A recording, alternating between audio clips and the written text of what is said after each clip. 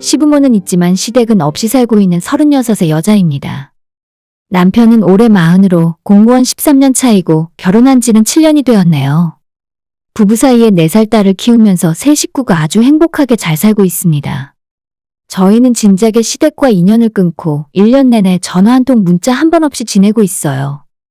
당연히 저는 시부모를 안 보고 사는 것이 속편하고 좋은데 남편 입장에서 낳아주시고 길러주신 친부모님과 인연을 끊고 손절하는 것이 쉬운 일은 아니었을 거예요. 그래도 남편에게는 저와 우리 딸과 함께 이룬 가정을 지키는 것이 먼저였기 때문에 독하게 마음을 먹었고 그 덕분에 지금까지 별탈 없이 지낼 수 있었다고 생각해요.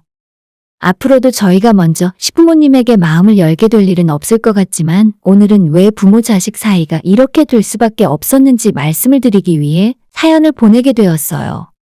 저희 시댁이 조금 형편이 어려웠습니다. 예전부터 지금까지 한결같이 그랬었고 지독한 가난에는 시부모님이 원인이었다고 봐요.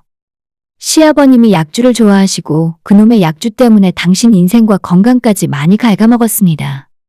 술 때문에 직장 생활도 제대로 할 수 없어서 멀쩡히 다니던 회사 그만두고 일용직 건설 현장 일을 하셨고 아마도 지금까지 그렇게 하시는 걸로 알아요. 시어머니 역시도 아버님과 크게 다르지 않아서 적게 일하고 많이 노는 걸 좋아하세요.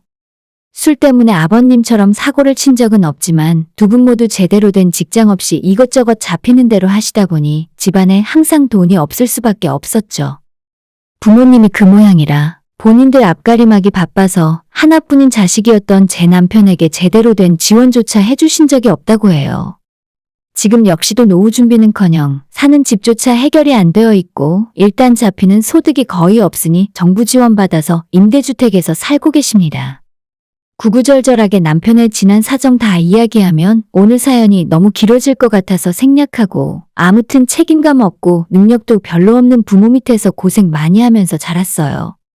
그래도 한 가지 다행인 건 학창시절에 삐뚤어지거나 비행청소년이 되지 않았고 본인이 이 어려운 집안 형편을 벗어날 수 있는 방법은 오직 공부밖에 없다고 생각했답니다. 서울에 있는 좋은 대학에 갈 수 있는 성적이 되었지만 집 근처에 국립대를 들어갔고 대학 졸업하기도 전에 공무원 시험에 합격을 해서 군대 다녀오고 졸업하자마자 바로 사회생활을 시작했어요. 20대 중반부터 지금까지 한눈 팔지 않고 우직하게 일만 하면서 살았고 그래서 공무원 월급이 적다고는 말하지만 연차가 쌓이니 먹고 사는데 큰 지장은 없었답니다. 저는 아이 낳기 전에는 사무실 다니며 일을 했었는데 육아휴직 2년 하고 났더니 다시 복직해서 일할 조건이 안 되었어요. 회사에서는 제가 복직하고 싶으면 강제로 타 지역 근무를 강요했고 아이와 남편과 떨어져 지낼 수 없어서 울며 겨자 먹기로 사직서를 내고 그만뒀습니다. 지금은 아이 어린이집 보내놓고 낮 시간에 약국에서 보조로 일을 하고 있는데 꽤나 적성에도 잘 맞고 시급도 많이 쳐주는 편이라 즐겁게 일하고 있어요. 연애를 2년 정도 하고 결혼을 결심하게 되었을 때 남편이 제게 고백을 할 것이 하나 있다고 말하더라고요. 미안한데 지금부터 내가 하는 이야기 듣고 너가 결혼할 마음이 바뀔 수도 있다고 생각해. 만에 하나 그렇다고 해도 원망하지 않으니까 너 결정에 따를 거야. 우리 부모님 지금은 일을 안 하시는 상태고 매달 내가 생활비 보내드려야 해. 말도 안 된다는 소리인 줄 알지만 부모님을 완전히 외면하고 살 수는 없을 것 같아. 너가 나랑 결혼 못하겠다고 해도 이해할게.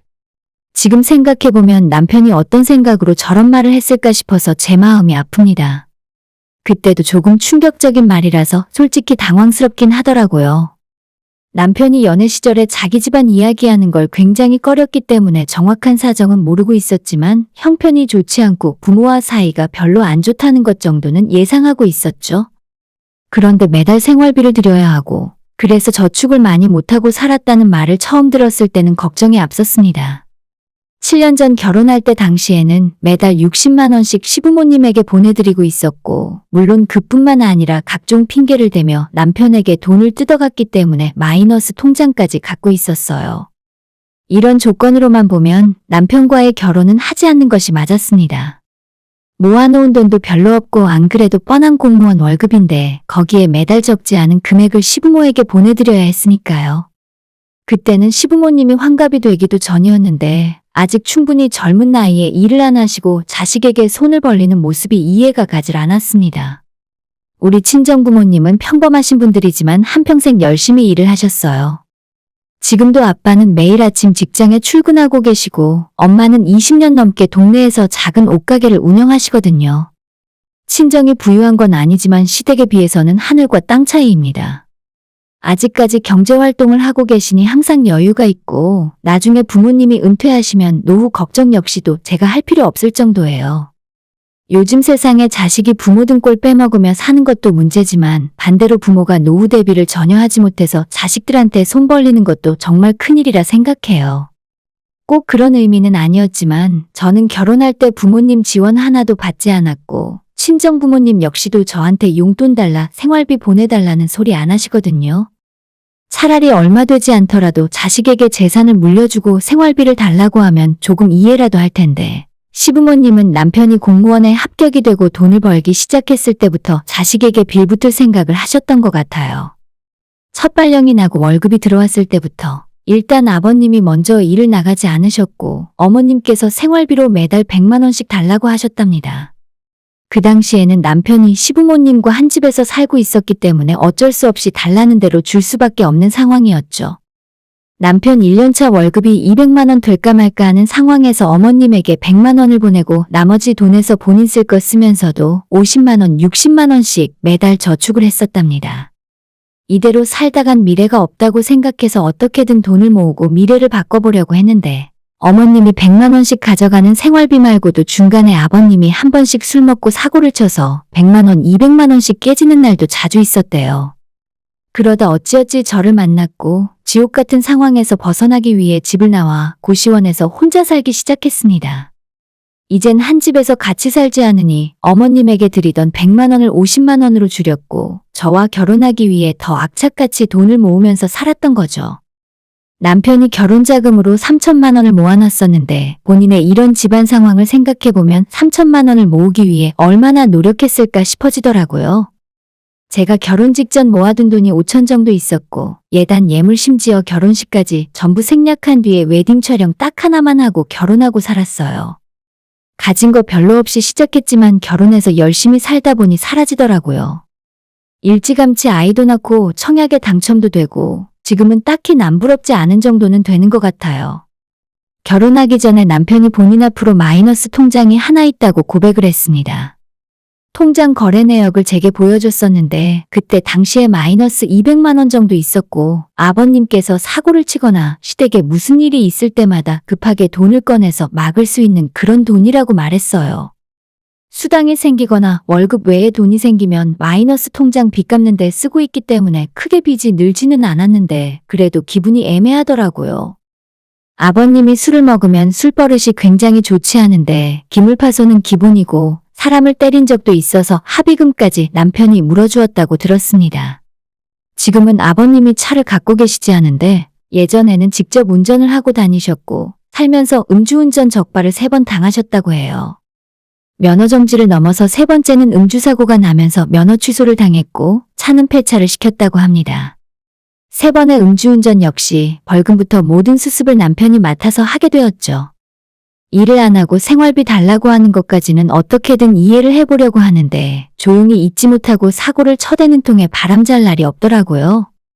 제가 이 집안에 시집 오고 난 뒤로도 남편은 적어도 60만 원 정도씩 시댁에 보내드리고 있었고 많을 때는 100만 원을 보낸 적이 있었습니다. 아버님 술값이나 시부모님이 가까운 곳에 여행이라도 한번 가고 싶다고 하면 남편은 마이너스 통장으로 그 비용을 만들어드렸고 자기가 매달 30만 원씩 받고 있는 용돈을 거의 쓰지 않고 마이너스 통장을 메꿔갔습니다. 그런 부모들만 아니었어도 지금보다 훨씬 더 많은 기회를 얻었고 충분히 더 좋은 대학, 좋은 직장을 구할 수 있었을 텐데 옆에서 남편을 지켜보면 안타까웠어요. 머리도 좋고 성실하고 착하기까지 한 사람이라서 본인 능력을 다 발휘하지 못하고 사는 것 같았어요. 제가 만약 남편의 상황이었다면 그렇게까지 부모님한테 잘하지 못했을 텐데 눈앞이 막막한 상황이었지만 끝까지 자식 도리를 다하는 것도 남편답다 싶었습니다. 시부모님이 어떤 사고를 치고 어떤 일이 있어도 묵묵하게 수습하던 남편이었는데 어느 한순간에 인연을 끊고 더 이상 한 푼도 보내지 않게 된 계기가 있었어요. 눈에 넣어도 아프지 않을 우리 딸이 태어나고 1년이 지나 돌잔치를 하는 날이었습니다.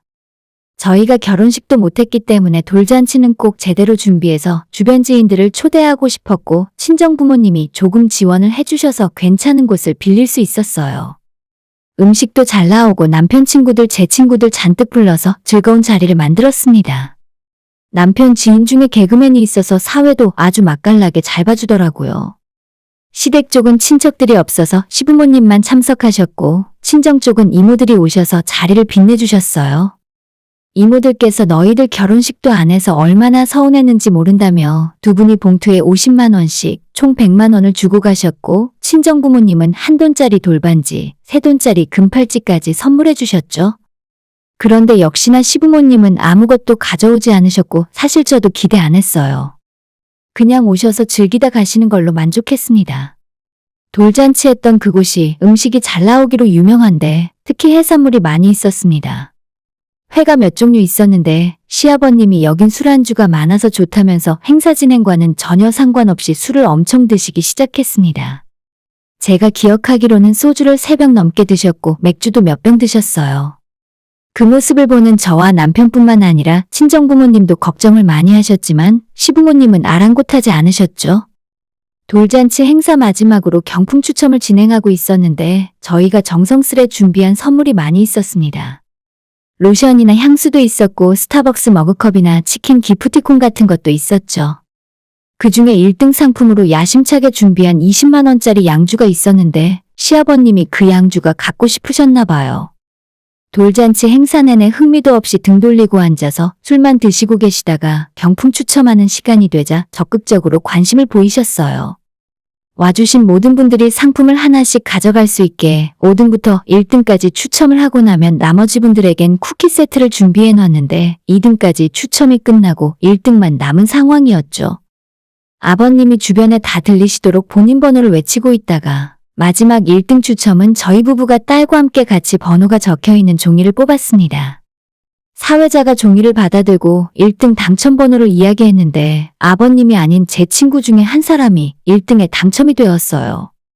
다들 웃고 깔깔거리며 축하한다고 말을 하는 와중에 어디선가 욕설이 들려왔습니다. 에이씨 꽝이네. 아무것도 안 되잖아. 실제로는 욕을 좀 더 하셨는데 그때를 떠올리기만 해도 등에 식은땀이 흐르는 기분이라 차마 글로 쓰기도 싫어지네요. 흥겹게 웃고 떠들던 돌잔치 분위기가 일순간에 정적에 휩싸였어요. 진짜 말 그대로 싸하다는 말이 무슨 소리인지 알겠더라고요. 남편도 더 이상은 참을 수 없었는지 아이를 저한테 맡겨두고 시부모님을 모시고 나가려 했습니다. 아버지 술 많이 드셨어요. 이제 그만 드시고 먼저 들어가세요. 그 자리에 와주신 모든 분들이 저와 남편의 눈치를 보기 시작했고 솔직히 말해서 쥐구멍이라도 있으면 들어가서 숨고 싶었습니다. 안 가고 술을 더 드신다고 하는 시아버님을 남편이 거의 끌고 나가다시피 부축을 해서 모시고 나갔는데 아버님께서 분이 풀리지 않았는지 끝까지 한마디 더 하셨습니다. 아들도 아니고 딸인데 뭐 잘났다고 사람들을 이렇게 모아서 돌잔치를 하냐? 쟤만 안 태어났어도 우리 집안 형편이 훨씬 좋았을 텐데. 이게 아이 돌잔치 하는 날에 시아버지로부터 들을 수 있는 말인가 제 귀를 의심했습니다. 남편이 그 자리에서 아무런 말을 하진 않았는데 아버님 끌고 나가는 속도가 훨씬 빨라지더라고요. 그 뒤로는 어떻게 돌잔치를 끝까지 마무리하고 손님들을 배웅했는지 기억도 나지 않습니다. 아버님을 택시 태워 집으로 보내놓고 어머님은 그 와중에 뷔페 음식을 싸가다가 직원에게 제재당하고 완전 환장의 대혼돈이었어요. 당장에라도 울고 싶은 기분이었지만 눈물을 흘리진 않았습니다. 남편이 저한테 너무 미안해하고 있었기 때문에 제가 울면 남편이 더 곤란해할 것 같았어요. 집에 돌아와서 아이를 재워놓고 대충 짐 정리를 하고 있을 때 남편이 이제 본인도 자식 노릇 할 만큼 했다면서 이제 그만하겠다고 선언하더라고요. 더 이상은 못하겠어. 당신한테도 너무 미안하고 우리 딸을 생각해도 저런 할머니 할아버지는 방해만 될 것 같아. 앞으로 우리 부모님은 없다고 생각하고 살자. 내심 결혼 생활을 하면서 시부모만 없다면 얼마나 행복할까 하는 상상을 몇 번이나 하고 살았는지 몰라요. 그런데 남편 입으로 부모와 인연을 끊겠다고 하니 제 마음도 흔들렸습니다. 다음날 날이 밝자마자 남편이 시댁에 가서 단판을 짓고 온다 했고 그렇게 남편을 기다리는 3시간이 너무 길게 느껴졌어요. 마침내 돌아온 남편의 얼굴 한쪽이 빨갛게 부어 있었고 누가 봐도 아버님이나 어머님에게 손찌검을 당한 것 같았습니다. 남편은 이제 괜찮다면서 앞으론 자기 부모에게 연락 오는 일도 없을 거고 매달 보내드리던 생활비도 드리지 않아도 된다 말했습니다. 그때까지만 해도 반신반의하고 있었는데 정말 그날 이후로 명절이 되면 친정에 가서 보냈고 시부모님 생신에 전화 한 통 하는 일이 없어졌어요. 솔직히 조금이라도 제게 잘해주시거나 좋은 기억이 남아있었다면 완전하게 칼로 자르듯 끊어내긴 쉽지 않았을 텐데 한 번도 좋은 시부모님이거나 좋은 할머니, 할아버지 노릇을 해주신 적이 없었죠.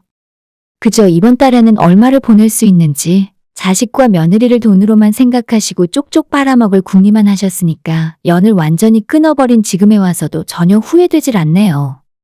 아직도 저는 몸이 피곤한 날에는 돌잔치 그날에 악몽을 꾸곤 해요.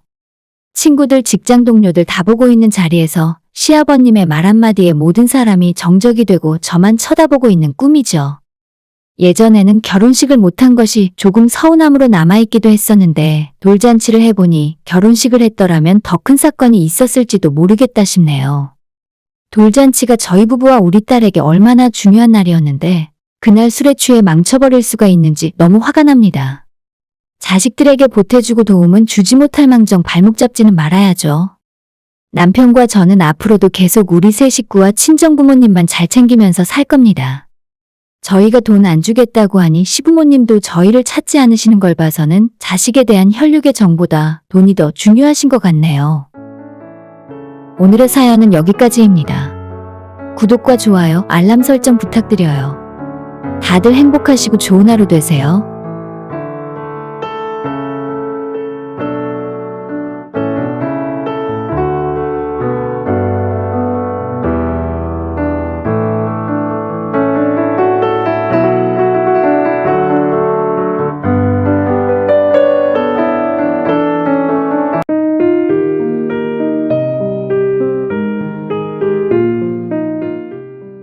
시댁 뒤집어 엎어놓고 집에 돌아와서 도저히 잠이 오지 않네요.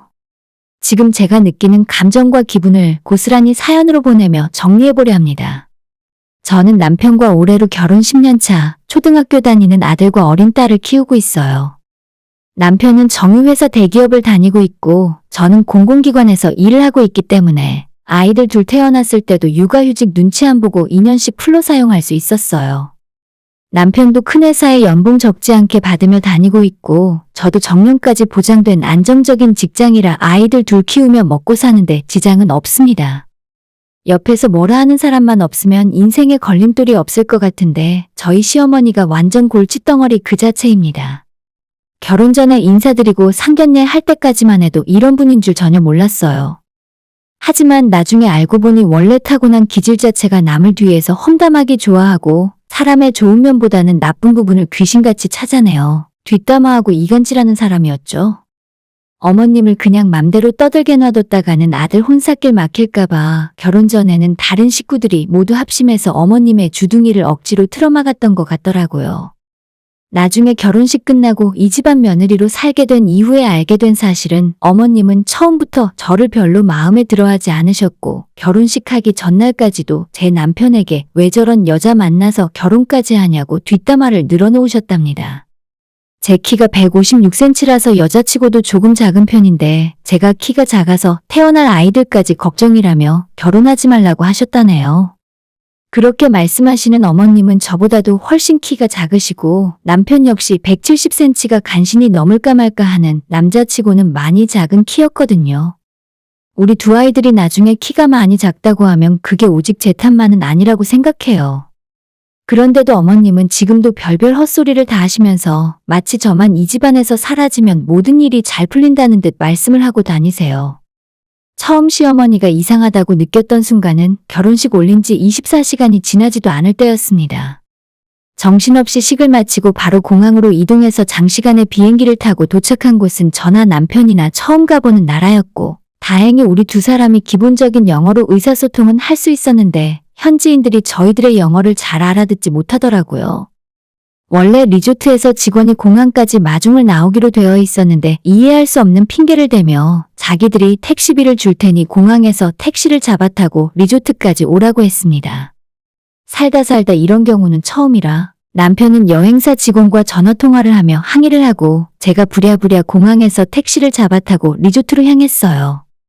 그런데 중간에 의사소통에 문제가 생겨서 택시기사가 저희를 엉뚱한 다른 리조트에 내려주고 떠나버렸고 다시 거기에서 직원들의 도움을 받아 또 한 번 택시를 갈아타고서야 원래 저희가 예약했던 곳으로 도착할 수 있었어요. 그 사이에 커다란 캐리어 3개를 들쳐매고 낯선 외국에서 정신이 하나도 없더라고요. 결혼식 전날부터 거의 이틀 동안 잠도 제대로 못 자고 몸과 정신이 완전 녹초가 되어 지쳤지만 숙소에 짐을 풀자마자 양가 부모님께 잘 도착했다고 전화를 드렸습니다. 일단 시부모님께 먼저 인사를 드리려고 어머님에게 전화를 걸었는데 제가 하는 말을 들을 생각도 없이 바로 호통부터 날아왔습니다. 얘, 너는 뭐 하다가 이제 전화를 걸어? 도착했으면 집안 어른들한테 먼저 잘 도착했다고 보고를 해야지. 뭐 하고 놀러 다니다가 이제 생각난 거야? 보나마나 너희 부모님한테는 진작에 연락했겠지? 시집 왔으면 이제 너는 이 집안 사람인 거야. 항상 시댁을 먼저 생각해야 한다. 하도 오래된 일이지만 마치 지난주에 있었던 것처럼 기억이 생생합니다. 전화를 걸자마자 어머님한테 잔소리와 욕을 먹고 정신이 멍해지더라고요. 급하게 남편이 핸드폰을 받아들고 막아서긴 했지만 저는 제가 왜 이런 소리를 들어야 하는지 당시로서는 이해를 할 수 없었죠. 나중에 전화 끊고 나서 남편에게 어머님 왜 저러시냐 억울하다고 하소연을 해봤지만 그때 남편은 그저 어머님이 우리를 걱정해서 하시는 말씀이니까 한 귀로 듣고 한 귀로 흘리라는 소리뿐이었습니다. 아무튼 어머님 덕분에 신혼여행 내내 저는 기분이 좋지 않았고 어머님에 대한 인상도 그날 이후로 완전히 달라지게 되었죠.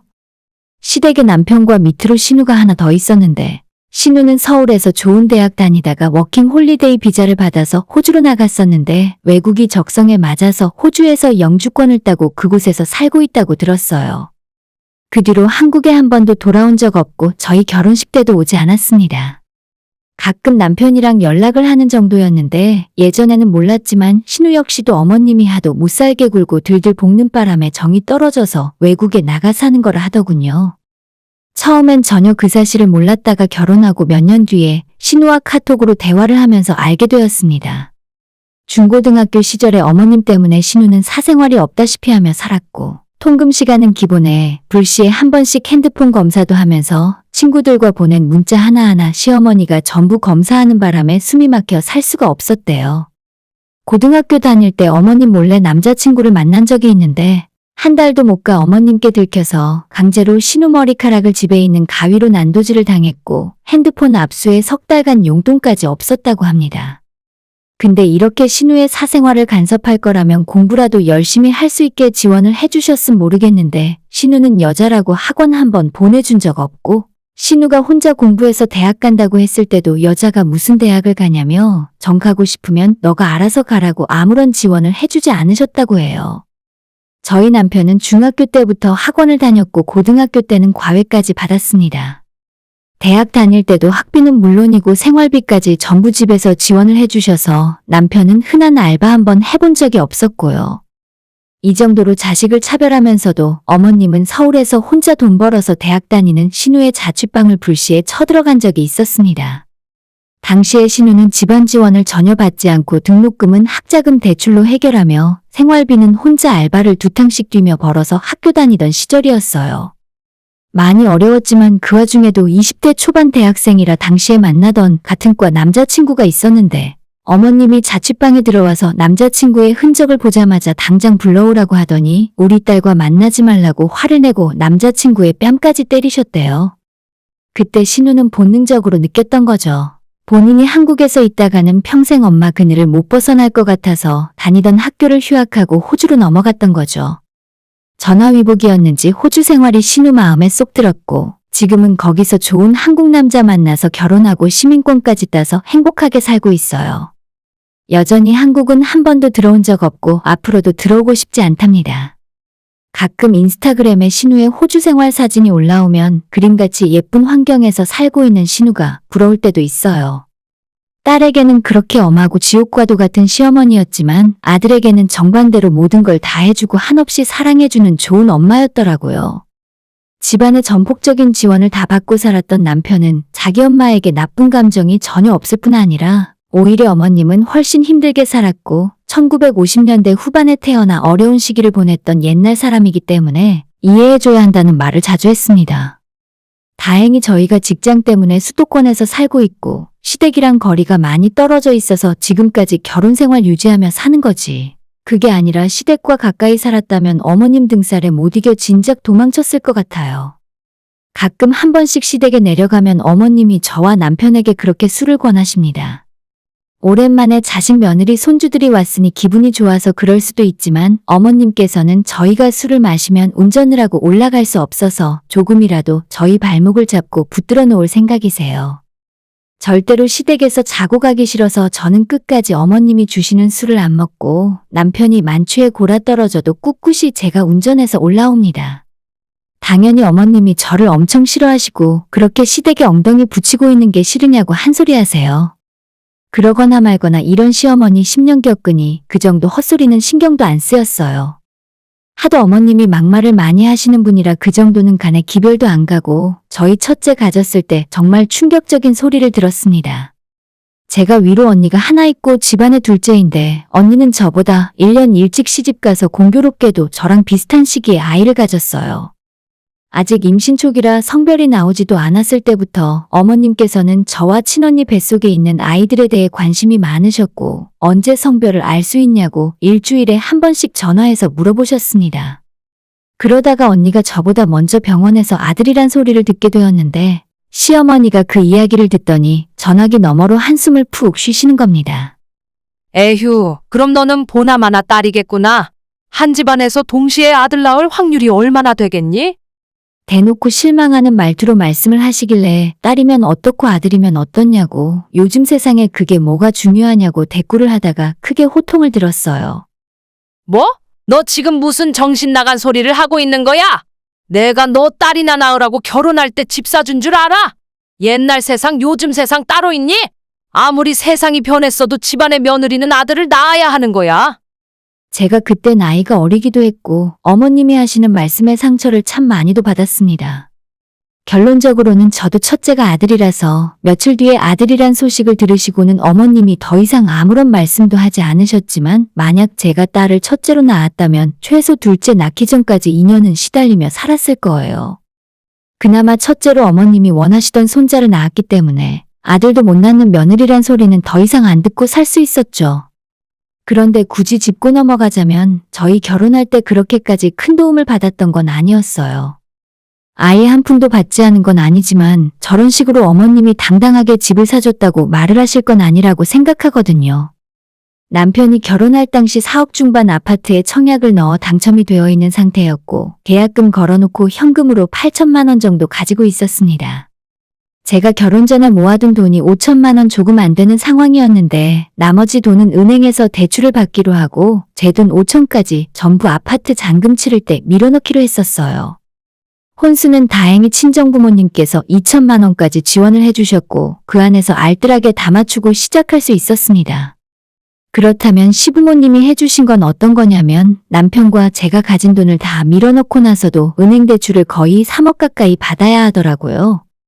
세금이나 입주할 때 필요한 블라인드 줄룸 같은 필수 시공을 하는 비용은 아직 생각도 안 했는데 예산이 너무 팍팍한 상황이었어요. 그때 아버님이 대출 얼마나 받냐고 물어보시더니 현금으로 3천만 원 더 지원을 해주셨고 덕분에 여유 있게 입주해서 신혼생활을 시작할 수 있었습니다. 정말 너무 감사한 일이죠. 감사한 일인데 저한테 조금만 서운한 일이 있을 때마다 시어머니는 저런 식으로 본인이 집 사줬다며 생색 아닌 생색을 내시더라고요. 집 살 때 들어간 총 금액이 세금까지 다 포함해서 4억 8천 정도였는데 남편이 계약금 포함해서 1억 3천 정도 넣었고 제가 딱 5천만 원 채워서 넣었고 시부모님이 3천 보태주셨으면 그게 어머님이 집을 사주신 건가요? 친정부모님도 혼수하라고 2천을 더 보태셨는데 그럼 저희 부모님이 집을 사줬다고 말하고 다녀도 되겠네요. 이런 식으로 어머님은 본인이 뭐라도 하나 해주면 엄청 크게 생각하시고 제가 시부모님 챙겨드린 건 뒤돌면 까맣게 잊어버리셨습니다. 하도 평소에 막말을 잘하시고 머릿속에 떠오르는 생각대로 말을 함부로 내뱉으시기 때문에 입으로 죄를 많이 짓고 사셨습니다. 어머님 때문에 명절에 내려가기도 싫고 시댁에 무슨 행사가 있어도 참석하기 싫어요. 그나마 아이들 없을 때는 저한테만 뭐라 하시니까 상관없었는데 둘째 낳고 난 뒤로 저희 애들한테까지 뭐라 하시더라고요. 정말 웃긴 점은 본인 자식들한테 했던 것과 똑같이 손주들한테도 아들, 딸 차별을 엄청 심하게 하신다는 점이에요. 아들인 첫째가 하는 건 전부 예쁘다고 잘한다며 칭찬하시고 어렸을 때부터 항상 품에 끌어안고 내려놓을 줄을 모르셨어요.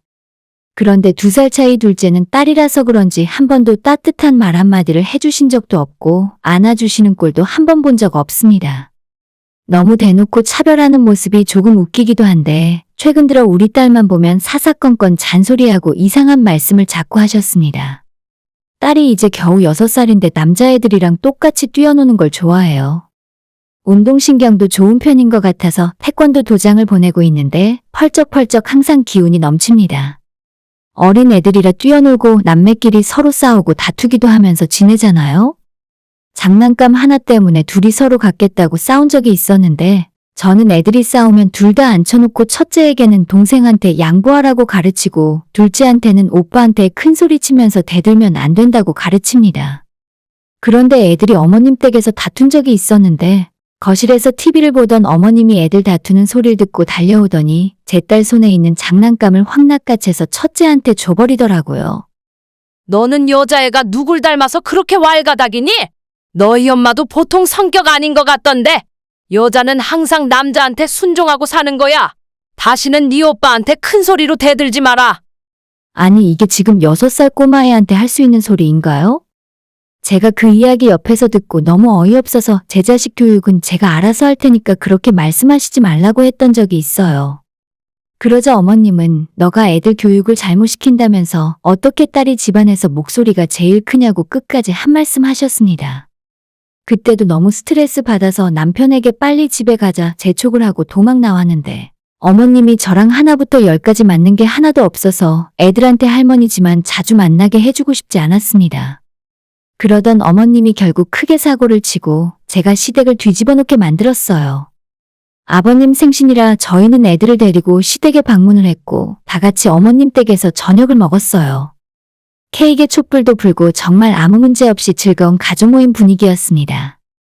저희 딸이 할아버지 생신이라고 해서 예쁜 공주님 드레스까지 차려입고 내려갔더니 시아버님은 손녀딸 재롱의 입이 귀에 걸려서 너무 기뻐하시더라고요.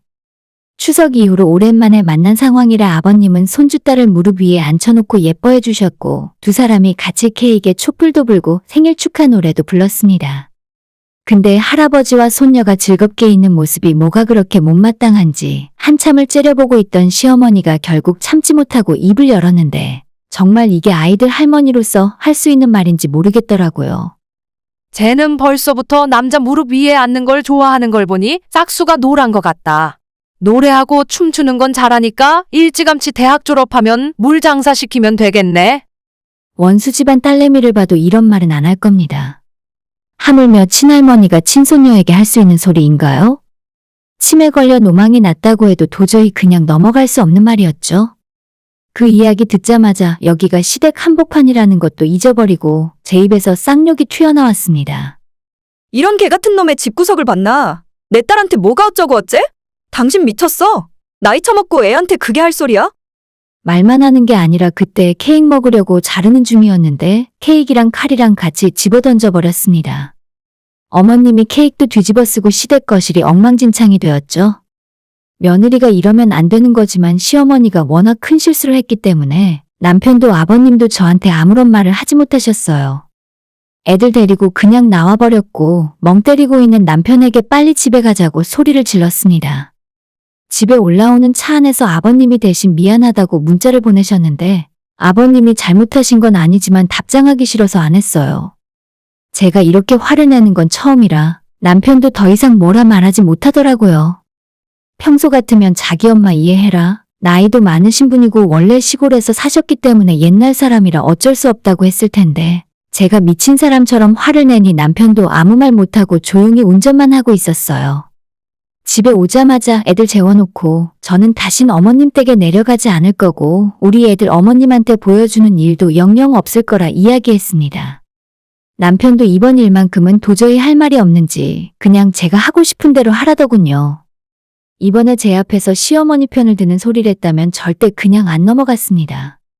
저 혼자 아이 키우며 사는 한이 있어도 남편까지 영영 안 보고 살았을 거예요. 진짜 장난하는 거 아니고 아버님이라면 몰라도 어머님은 평생 얼굴 볼 일 없을 겁니다. 남편한테도 이야기했어요. 혹시라도 중간에서 어중간하게 화해시킬 생각은 아예 하지도 말고 당신네 엄마가 한 번만 더 내 눈에 띄는 날은 둘 중 하나는 병원 신세고 나머지 하나는 경찰서 가는 날일 거라고요. 글로 정리하면서 다시 생각해봐도 진짜 보통 미친 인간이 아닌 것 같습니다. 같은 여잔데 왜 저나 우리 딸은 색안경 끼고 안 좋게만 보는지 모르겠어요. 마음 같아서는 남편도 싫고 시댁 식구들 전부 내다버리고 싶은데 애들 생각해서 참는 겁니다. 어머님은 진짜 평생 용서 못할 것 같아요. 신우가 왜 진저리 치며 해외로 도망갔는지 조금은 이해할 수 있게 됐네요. 오늘의 사연은 여기까지입니다. 구독과 좋아요, 알람 설정 부탁드려요. 다들 행복하시고 좋은 하루 되세요.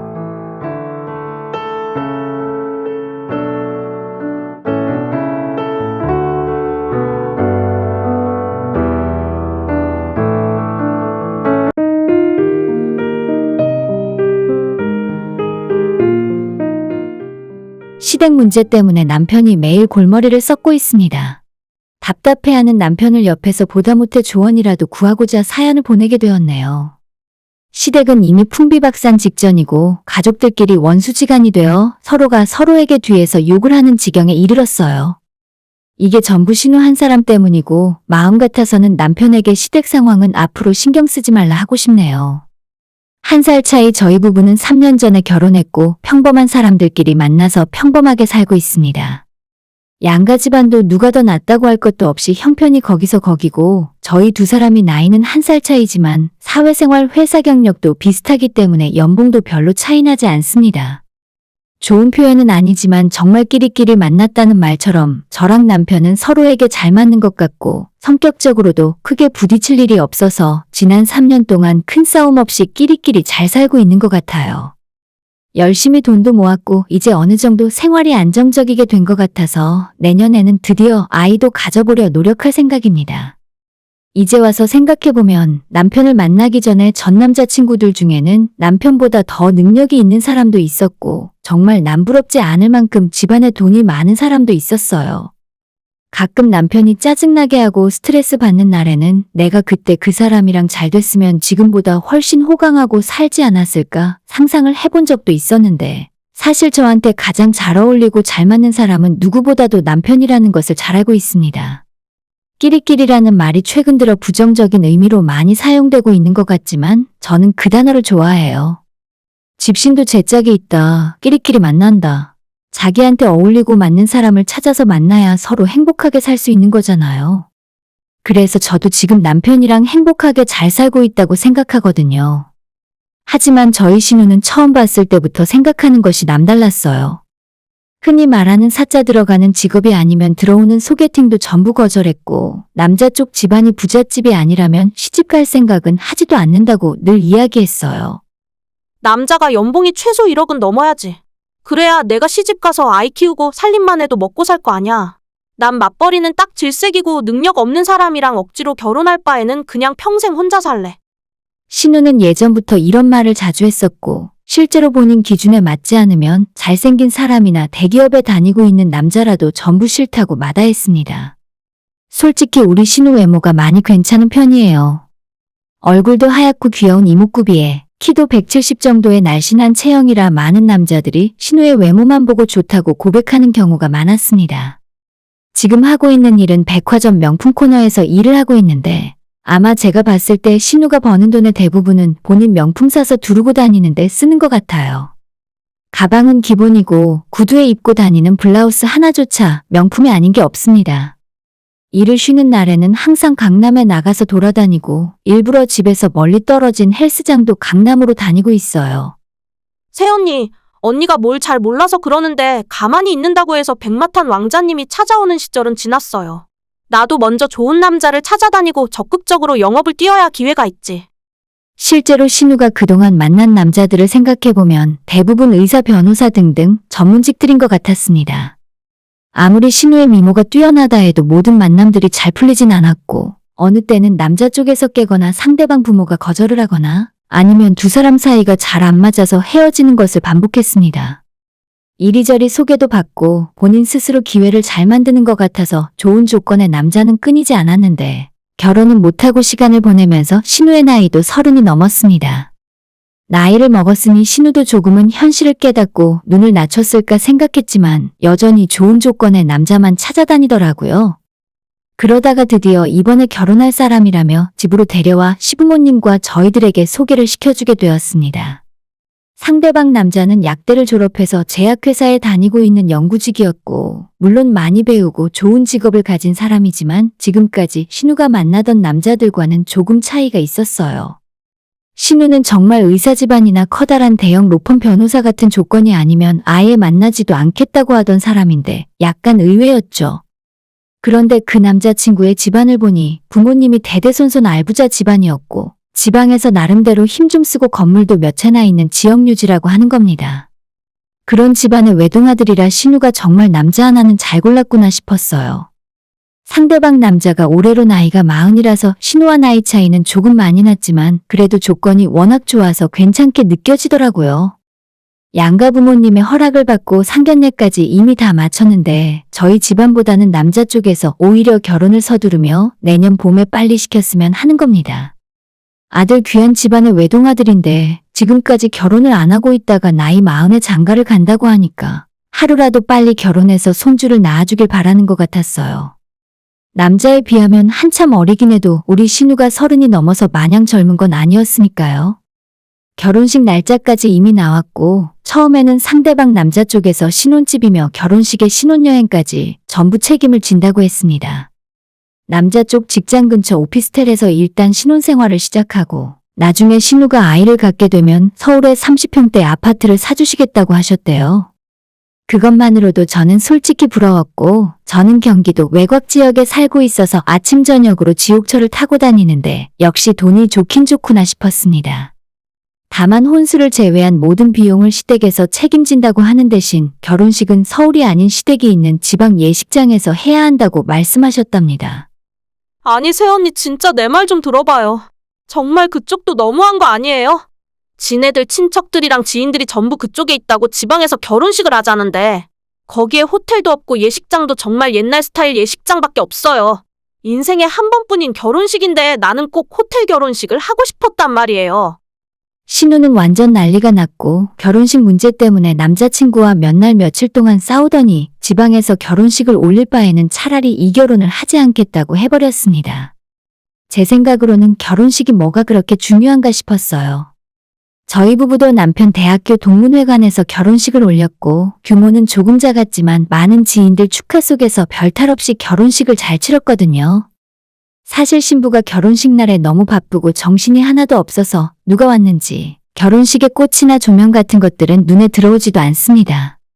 결혼사진이나 영상도 막상 찍을 때만 신경 쓰이지 결혼하고 나서 몇 번이나 앨범을 찾아보고 결혼사진을 하나하나 뒤져보는 일은 거의 없더라고요.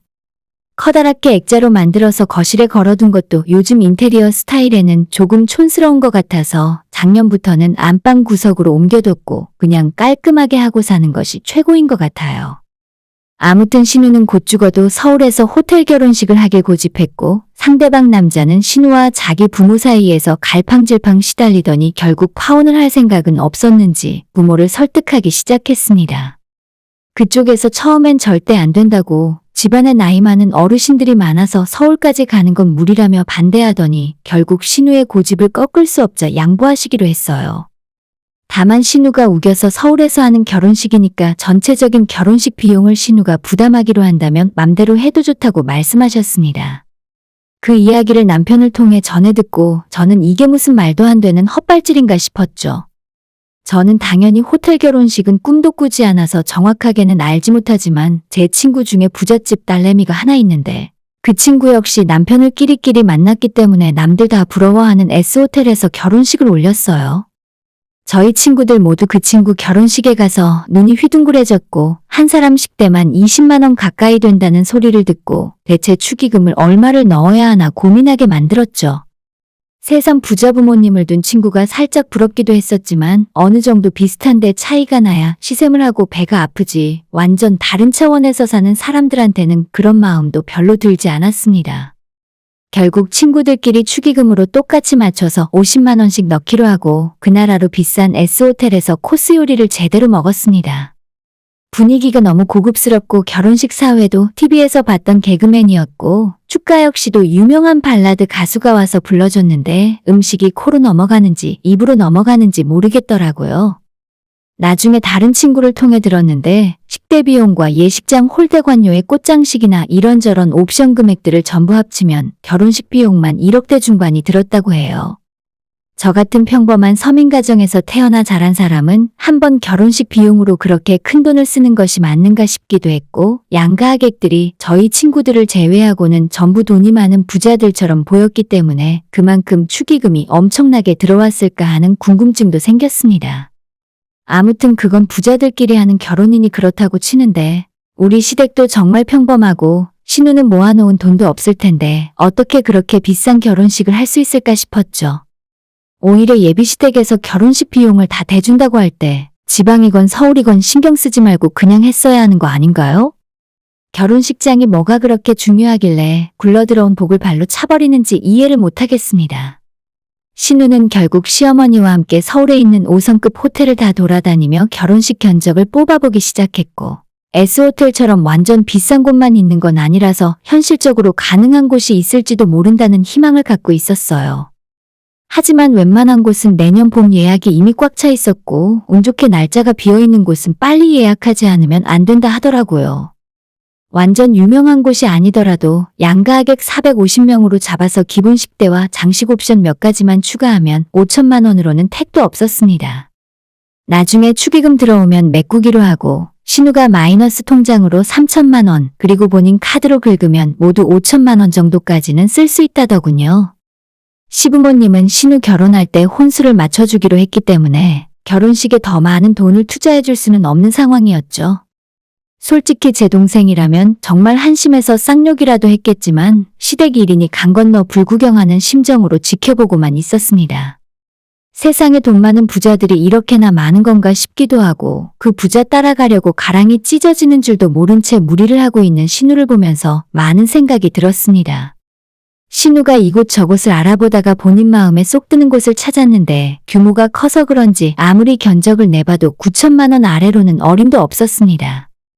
이 정도면 그냥 포기하고 원래 예비시댁에서 하자는 대로 하던지 아니면 예산에 맞춰서 다른 곳을 찾아보던지 해야 할 텐데 신우는 부모님한테 돈을 더 내놓으라고 화를 내기 시작했어요. 아까도 이야기했다시피 저희 시부모님은 평범한 서민이고 자식 결혼식에 1억씩 턱턱 내놓을 정도로 여유가 있는 게 아닙니다. 3년 전 저희 결혼식 때 신혼집 구하는데 보태라며 4천만 원을 지원해 주셨고 이번 신우 결혼식에도 혼수를 전부 어머님 아버님이 하기로 하셨잖아요. 당장은 예비신랑이 살고 있는 오피스텔에 들어가서 사니까 괜찮은데 조만간 아파트로 들어가게 되면 그때 혼수를 맞추는 돈만 수천만 원 깨질 것 같아요. 이것만으로 충분히 부담되는 상황인데 신우는 자기 결혼식 비용에 보태라며 시부모님한테 화를 내고 떼를 쓰고 있다고 들었습니다. 남편도 보다 못해 신우한테 전화해서 적당히 하라고 화를 냈지만 돈 보태줄 거 아니면 입 다물고 있으란 소리만 들었다네요. 시부모님이 살고 있는 집을 담보로 대출을 받아서 해주는 것도 말이 안 되는 일이고 혼수해줄 돈을 제외하면 여윳돈도 없다 하더라고요. 신우는 하다 자기 마음대로 안 풀리니까 혼수는 본인이 알아서 어떻게든 할 테니 그 돈을 일단 달라며 결혼식에 완전 눈이 돌아버렸어요. 아무리 신우가 떼를 쓰고 난리를 피워도 시부모님은 절대 안 된다고 혼수활동까지 다 끌어다 결혼식에 써버리면 나중에 결혼 생활 내내 고생하고 남편과 시댁의 얼굴도 못 들고 산다며 반대하셨죠. 그쪽에서 집까지 해주는 상황인데 혼수도 똑바로 못해가면 얼마나 나중에 곤란한 상황이 될지 불을 보듯 뻔한 일이었습니다. 그런데도 신우는 당장의 결혼식이 더 중요하다며 돈 내놓으라 난리였죠. 어머님은 스트레스 때문에 머리를 싸매고 드러누웠고 아버님은 저희 남편과 전화통화를 하면서 지치고 힘들다는 소리를 자주 하셨어요. 아무리 떼를 써도 시부모님이 돈을 내어주지 않자 신우가 한동안 조용해서 이젠 철이 들었나 생각했는데 얼마 전 자기 마음대로 예식장 계약을 하고 왔다며 저희 식구 모두를 놀라게 만들었어요. 어느 호텔인지 이름은 말을 하면 안 될 것 같은데 총 예식 금액이 1억 1천만 원이 넘었고 이미 계약금으로 10%를 결제했더라고요. 신우는 이제 취소도 못한다며 카드를 긁고 마이너스 통장에 카드론 신용대출까지 땡기면 6천만 원 만들 수 있으니까 나머지 5천은 부모한테 내놓으라고 당당하게 손을 내밀었습니다. 시부모님은 망연자실한 상태가 되었고 제 남편은 화가 머리끝까지 올라서 절대 신우에게 돈 주지 말라고 자기가 알아서 수습하게 하라 했어요. 능력 있고 돈 많은 집안에서 크게 바라는 거 없이 다 지원해준다고 하면서 시작한 결혼 준비인데 신우는 왜 자기 스스로 재무덤을 파는지 이해할 수 없었습니다. 남들 부러워하는 호텔 결혼식이 그렇게까지 인생에서 중요한 건지 모르겠습니다.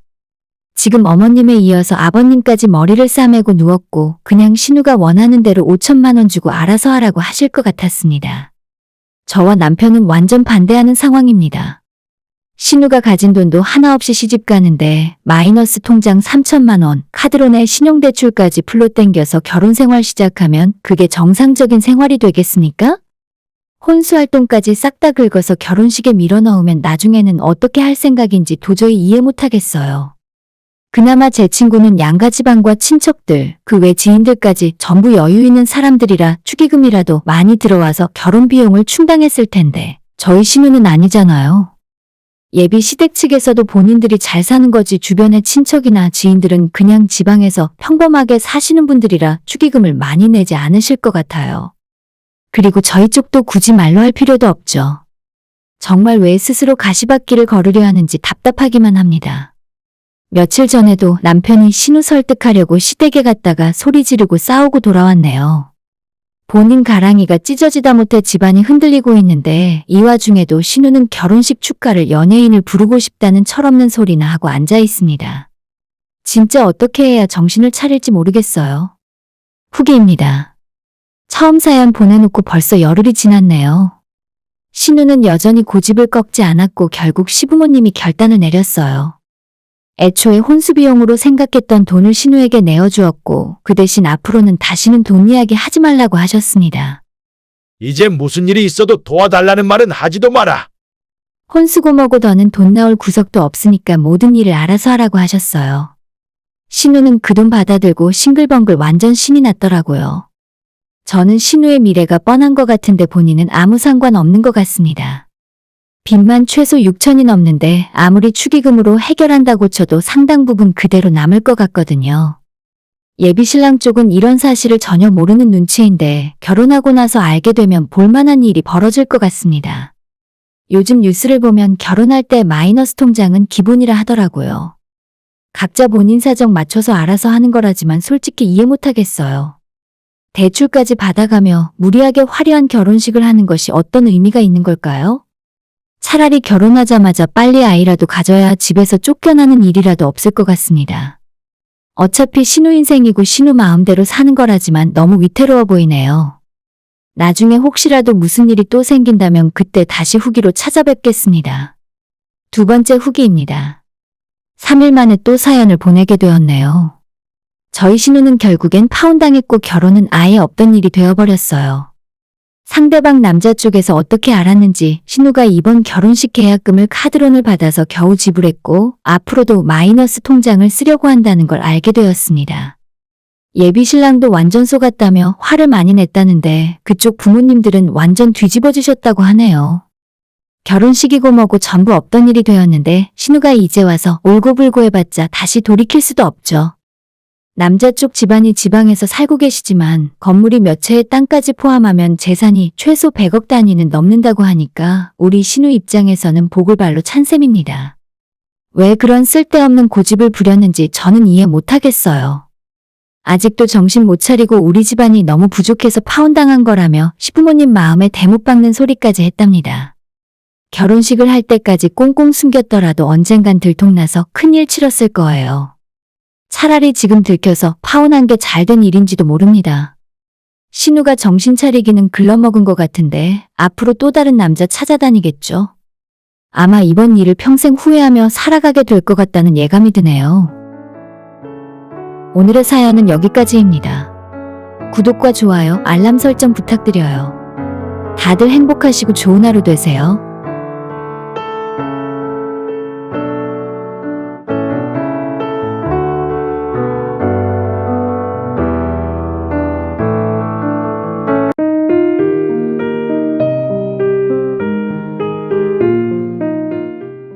저는 올해로 45, 딸 하나와 아들 하나 키우며 살고 있습니다. 남편과 아무 문제 없이 잘 살고 있고 시부모님도 다들 좋은 분들이라서 지금까지 결혼 생활에 별다른 굴곡이 없었어요. 운이 좋게도 청약에 당첨되어 경기도에 내 집 마련도 일찌감치 했고 남편과 둘이 맞벌이하며 매달 1,000만 원 정도 수입이 있기 때문에 두 아이를 키우면서도 경제적으로는 큰 걱정 없이 애들한테 해주고 싶은 건 다 해줄 수 있는 것 같아요. 시부모님 역시도 여유 있는 분들이라 저희가 청약 당첨되고 집을 살 때도 큰 도움을 주셨고 지금까지 살면서 어려운 일이 있을 때마다 항상 발벗고 나서주십니다. 시댁이 지금 사는 집에서도 가까운 거리에 있는데 아이 키우면서 급한 일이 있을 때면 시어머니가 가장 먼저 오셔서 애들 봐주시고 일 처리를 다 해주셨어요. 정말 너무 감사드리고 제가 부모복은 조금 없을지언정 남편과 시댁복은 있는 사람인 것 같아서 행복합니다. 저는 이남 일녀 중에 첫째고 제 밑으로 둘째도 딸이고 막내 동생만 아들이에요. 둘째랑 저는 1살 차이가 나고 막내 동생과는 6살 차이가 납니다. 부모님이 아들을 간절하게 원하셨기 때문에 저와 둘째를 갖고도 몇 년을 더 노력하셔서 마침내 원하던 아들을 얻으셨어요. 사실 저와 둘째는 막내에 대한 기억이 별로 좋지 않아요. 부모님이 대놓고 저희들을 차별하시기도 했고 별로 좋지 않은 집안 형편에 저와 둘째는 완전 찬밥 취급을 받았습니다. 학창시절 내내 학원 한번 다녀본 적 없고 저희들은 무료급식 세대가 아니라서 매달 학교에 급식비를 가져다 줘야 했는데 보통 2달에 한 번씩 밀리고 못 냈기 때문에 남들 급식 먹을 때 자는 척하고 있었어요. 저와 둘째는 옷이랑 신발도 전부 친척들에게 물려받았고 부모님에게 용돈 받아본 기억이 손으로 꼽을 정도네요. 하지만 막내 남동생만큼은 애지중지 해달라는 거 다 해줘가며 키웠어요. 그 당시에 30만 원이 넘는 비싼 명품 패딩이나 10만 원짜리 나이키 신발도 전부 남동생만 사주셨죠. 아마 부모님께서 은근슬쩍 차별하셨더라면 저와 둘째도 그 당시에 반항을 하거나 화를 낸 적도 있을 텐데 아주 어릴 때부터 당연하다는 듯 그렇게 하셨기 때문에 당시로서는 원래 막내한테 잘해주는 건가 보다 하면서 살았습니다. 다만 돈에 대해서는 집착 아닌 집착이 생겨버려서 20살 대학 들어가자마자 집에서 독립하고 혼자 아르바이트 2개와 주말 과외까지 해가며 부모님에게 손 안 벌리고 혼자 알아서 살았어요. 학비도 대학교 1학년 때는 학자금 대출을 받았었는데 방학 때마다 공장 2교대 아르바이트를 했더니 나중엔 대출받을 필요도 없었습니다. 대학 졸업하기 전에 대출받은 돈까지 다 갚았고 제가 이렇게 살아서 그런지 둘째 역시도 저와 똑같이 악바리처럼 돈을 벌었어요. 직장 생활하면서 좋은 남자 만나 일찌감치 결혼을 했고 둘째도 약사 남편 만나서 2아이 낳고 남부럽지 않게 잘 살고 있습니다. 저보다 둘째가 훨씬 부자라서 아이들 마음껏 뛰어놀게 하기 위해 시 외곽에 마당 있는 주택에서 살고 있고 일찌감치 건물도 하나 갖고 있어요. 저희도 그럭저럭 여유 있고 둘째 동생도 잘 살아서 가끔 동생네 가족들과 만나면 온 식구들이 즐거운 시간을 가집니다. 그런데 나이를 적당히 먹었음에도 친정부모님과는 예전에 좋지 않은 감정이 아직 많이 남아서 서먹한 느낌이고 명절이나 부모님 생신이 아니고서는 친정에 찾아가는 일이 거의 없어요. 차라리 시댁을 한 번 더 가거나 우리 식구들끼리 캠핑 가고 놀러 가는 게 낫지 얼굴 볼 때마다 잔소리나 하고 용돈이나 주고 빨리 가라는 소리 들으려고 2시간 거리 운전해서 친정집에 내려가고 싶진 않습니다. 저도 그렇고 둘째도 똑같아서 친정 가는 일은 최소한으로 하고 있어요. 친정이 크게 여유는 없지만 오래된 낡은 아파트에서 부모님과 남동생이 같이 살고 있었습니다. 남동생은 내일 모레면 나이가 40인데 아직까지 장가를 가지 못했고 20대 후반 이후로 10년이 넘도록 여자친구도 없이 혼자 나이만 먹고 있어요.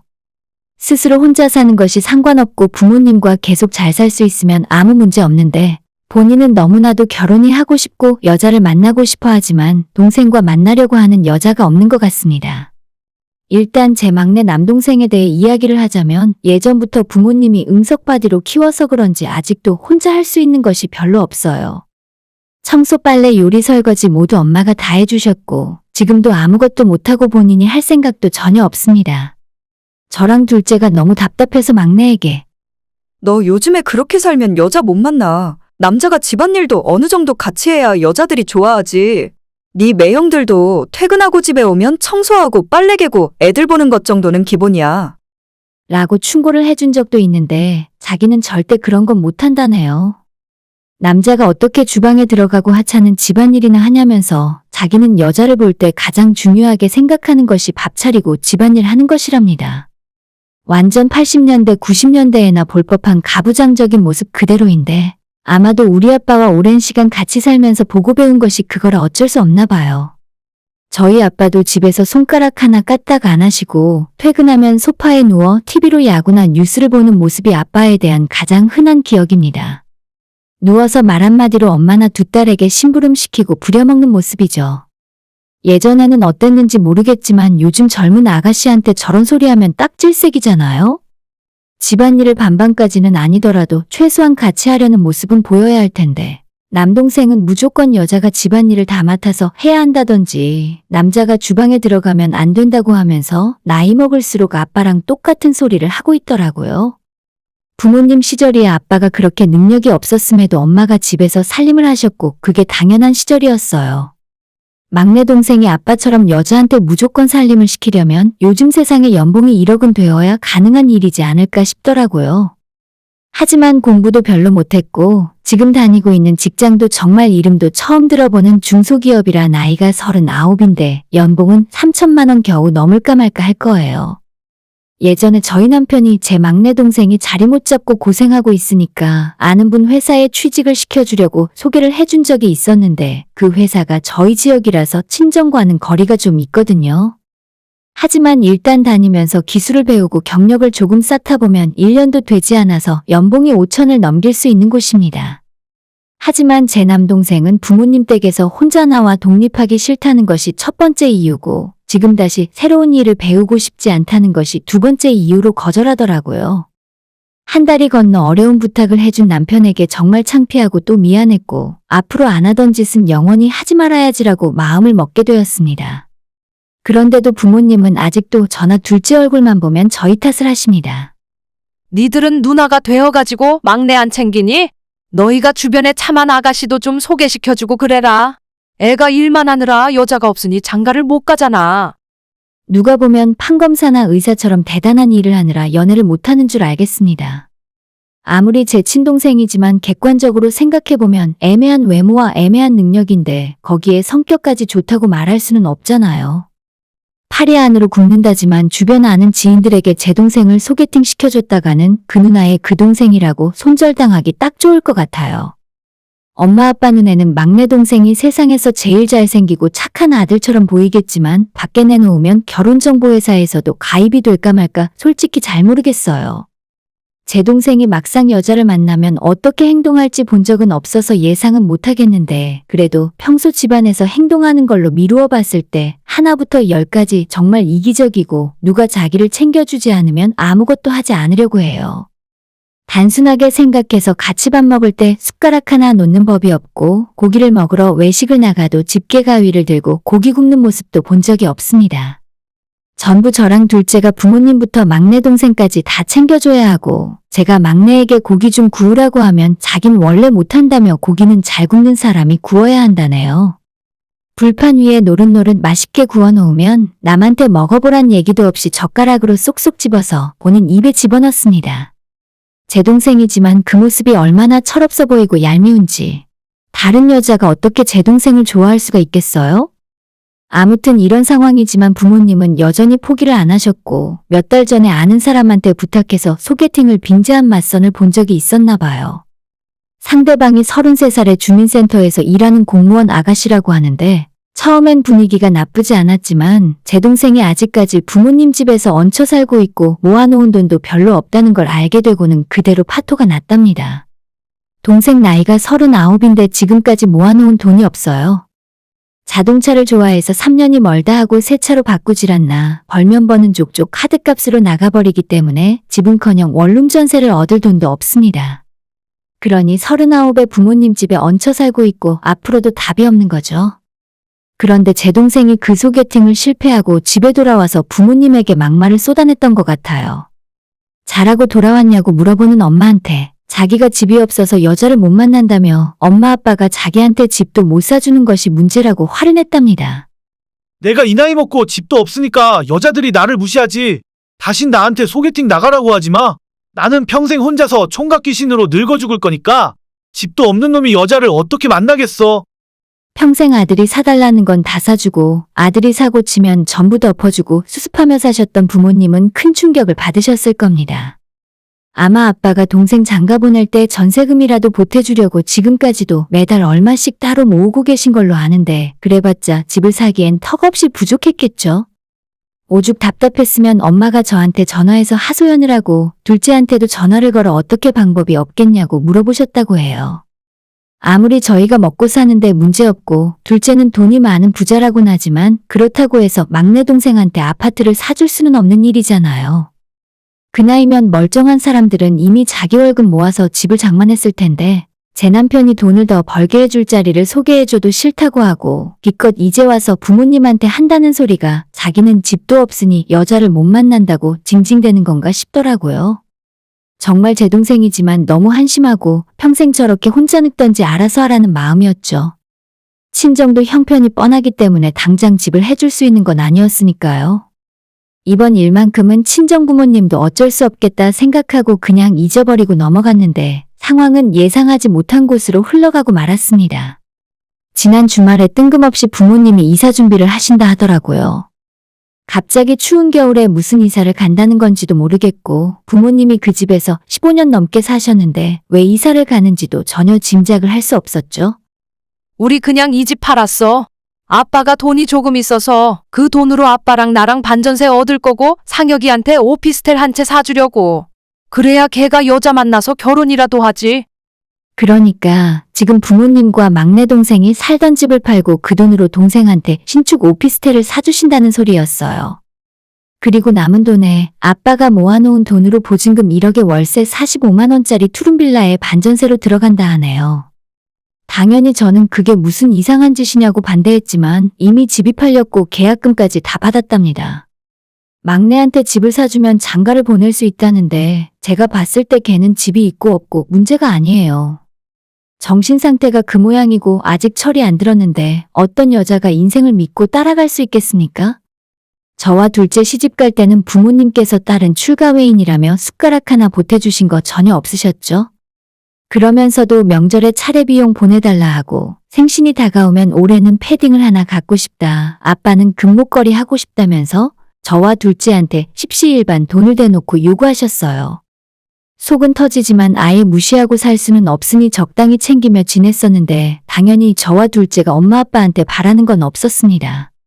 나중에 돌아가시면 유산이 저희 앞으로 돌아오겠다 생각했던 적도 없고 어차피 재산이 있어야 탐을 내던 동생이랑 싸우든지 하죠.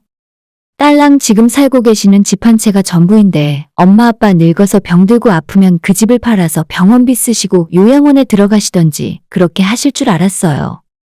그런데 노후 준비가 아무것도 안 된 상황에서 다짜고짜 사는 집을 팔고 동생한테 재산을 다 넘겨버리면 앞으로 대책은 있는 건지 이해가 안 가더라고요. 솔직히 험한 말이 목구멍 끝까지 올라왔지만 그래도 제가 깊게 관여할 문제는 아니라는 생각으로 참았습니다. 집을 팔아서 엿을 바꿔먹던 동생한테 물려줘버리던 어차피 내가 상관할 일이 아니라는 마음이었죠. 저희 아빠 올해로 72이고 엄마는 내년에 7순이에요. 연세가 있으셔서 일을 더 오래 하시기도 힘든데 앞으로 어쩔 생각인지 모르겠더라고요. 걱정스러운 마음에 앞으로 아빠가 오래 일도 못할 텐데 월세는 어떻게 감당하고 집을 팔아버렸으니 노후 생활비는 어떻게 할 거냐고 물어봤더니 그때 엄마가 하신 말씀이 가관이었습니다. 내가 든든한 딸들이 둘이나 있는데 뭐가 걱정이야. 하나가 월세 내주고 하나는 생활비 보태주겠지. 방금 전까지 살던 집 팔아서 남동생 줬다고 하던 엄마 입에서 어떻게 뻔뻔하게 저런 소리가 나오는 걸까 이해할 수 없었습니다. 진짜 40년 넘게 참고 살았고 부모님에게 딸은 원래 아들보다 귀하게 생각을 안 하시는 분들인가 보다 생각하며 넘어갔는데 이건 아니잖아요. 재산을 아들에게 물려줬으면 아들한테 생활비를 달라고 해야지 왜 아무런 죄 없는 딸들한테 기댈 생각부터 하시나요? 제가 속에서 화가 치밀어 올라서 내가 왜 엄마 월세를 대주고 생활비를 보태주냐고 막내 상혁이한테 달라고 하랬더니 엄마가 하는 말이 또 제 속을 뒤집었어요. 걔는 앞길이 9만 리인인데 어떻게 돈을 달라고 하니? 너랑 둘째는 남편들도 돈 잘 벌고 먹고 살만하잖아. 그럼 니들이 눈치껏 친정을 챙겨야 하는 거야? 이 모자란 것들아! 정말 어이가 없어서 헛웃음이 절로 나왔습니다. 당신들이 자식들한테 해준 게 뭐가 있고 저희 시집 갈 때는 출가 외인이라며 10원짜리 한 장 내놓지 않더니 이제 와서 친정 챙기라는 말을 어떻게 하실 수 있나요? 저는 엄마한테 월세고 생활비고 한 푼 보탤 생각도 없고 아마 둘째도 저랑 똑같을 거라고 말씀드렸습니다. 지금까지 한 것만 해도 엄마 아빠한테 받은 거 이상으로 해드렸는데 앞으로는 더 바라지 말라고 했죠? 야, 낳고 키워줬으면 평생 부모한테 은혜를 갚는 게 당연한 거야. 너희만 잘 먹고 살면 그만이냐? 어쩜 딸이라는 것들은 하나같이 이기적이야? 걔도 밥 주고 키워주면 주인한테 평생 충성하더라. 이런 개만도 못한 것들아. 실제로는 더 심하게 쌍욕을 하셨지만 그런 것까지 적지 않을게요.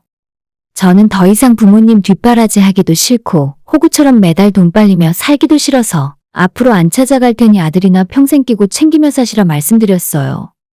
요즘 이렇게까지 아들, 딸 차별하는 부모가 세상에 또 있나 싶어요.